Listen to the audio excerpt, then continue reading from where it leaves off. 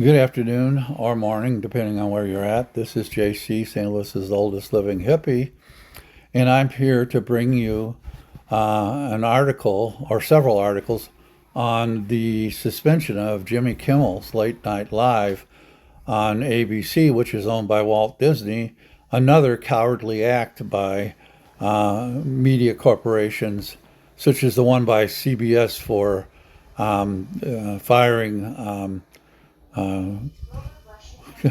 I'll tell you, I'm getting over COVID, so I'm kind of blocked. But anyway, Stephen Colbert is who I'm trying to think of. And so uh, everyone call CBS, not CBS, that's over and done with. Everyone call ABC headquarters and then call Walt Disney headquarters and complain about with the suspension of Jimmy Kimmel Live, that the ABC and Walt Disney just represent the cowardice of the media against Donald Trump and his henchmen. We need somebody to stand up to them. We have them on streaming. We have Midas Touch. We have Parnas Report. We have his last name's Lemon.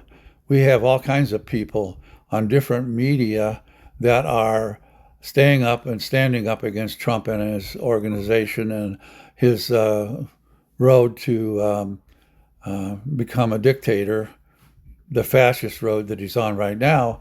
But the national media, ABC, NBC, and CBS, are cowards, each and every one of them.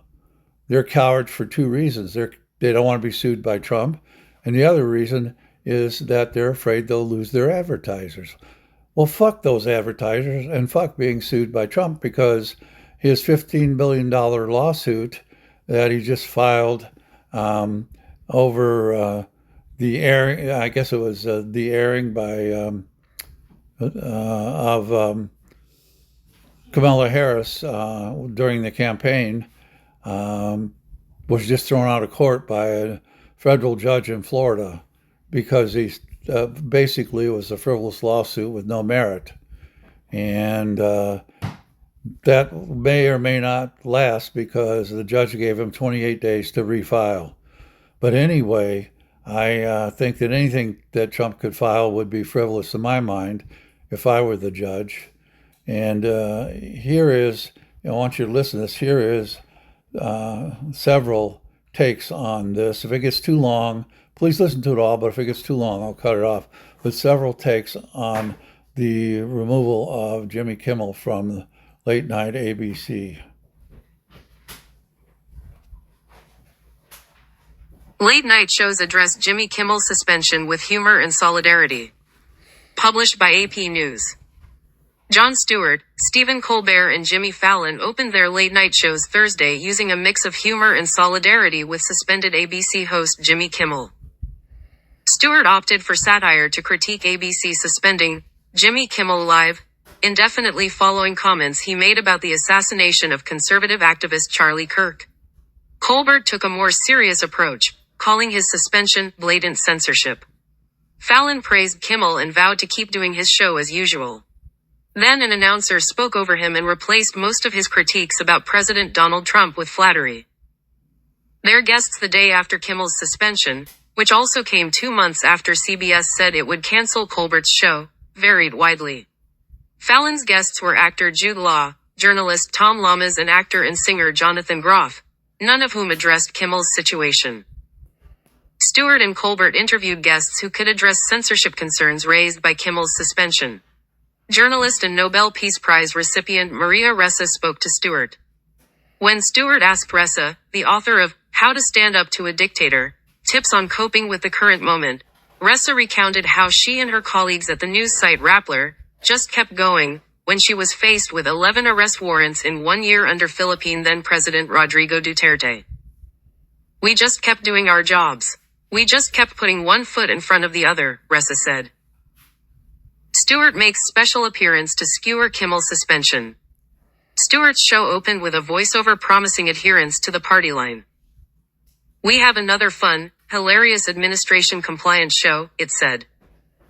He lavished praise on the president and satirized his criticism of large cities and his deployment of the National Guard to fight their crime. Coming to you tonight from the real, expletive, the crime-ridden cesspool that is New York City. It is a tremendous disaster like no one's ever seen before. Someone's National Guard should invade this place, am I right? Stewart said. The Daily Show set was refashioned with decorative gold engravings. In a parody of gold accents Trump has added to the fireplace, doorway arches, walls and other areas of the Oval Office. Stewart fidgeted nervously as though he was worried about speaking the correct talking points. When the audience members reacted with an "aw," he whispered, "What are you doing? Shut up, you're going to, expletive, blow this for us." He took on a more stilted tone when he started describing Trump's visit to the United Kingdom, calling the president our great father. Gaze upon him, with a gait even more majestic than that of the royal horses that prance before him, he said. Stewart normally hosts only on Mondays. The Emmy winner helmed The Daily Show from 1999 through 2015, delivering sharp, satirical takes on politics and current events and interviews with newsmakers. He returned to host once a week during the run-up to the 2024 U.S. presidential election. Fallon opened his Tonight Show monologue addressing Kimmel's suspension. To be honest with you all, I don't know what's going on. And no one does. But I do know Jimmy Kimmel, and he's a decent, funny and loving guy, and I hope he comes back. Swift suspension after remarks on Kirk's assassination. Kimmel made several remarks about the reaction to Kirk's killing on Jimmy Kimmel Live Monday and Tuesday nights, including that many in MAGA land are working very hard to capitalize on the murder of Charlie Kirk. ABC suspended Kimmel's show after a group of ABC-affiliated stations said it would not air the show, and Federal Communications Commission Chairman Brendan Carr said his agency had a strong case for holding Kimmel, ABC and network parent Walt Disney Company accountable for spreading misinformation. Kimmel has not commented. His supporters say Carr misread what the comic said and that nowhere did he specifically suggest that Tyler Robinson, the man Utah authorities allege fatally shot Kirk, was conservative. In July, CBS said it would cancel The Late Show with Stephen Colbert next May. The network said it shut down the decades-old TV institution for financial reasons.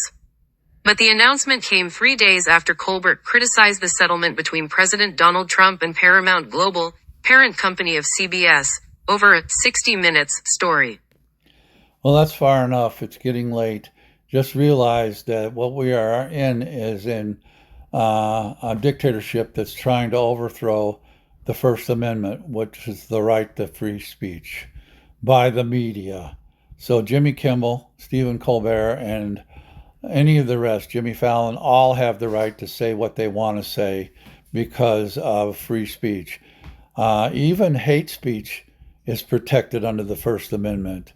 And the word fuck is protected under the First Amendment. So what we consider, some people call curse words, they're also protected by the First Amendment. So the First Amendment has been upheld by the Supreme Court a number of times in those situations. So if I were Kimmel and I were Colbert, I would be suing ABC, I would be suing Disney myself, and getting them on the basis of the First Amendment and making them pay a whole lot of money to me. So it's time to go. It's after 8 minutes. This is JC saying, Pox some more, Jack. Keep on trucking.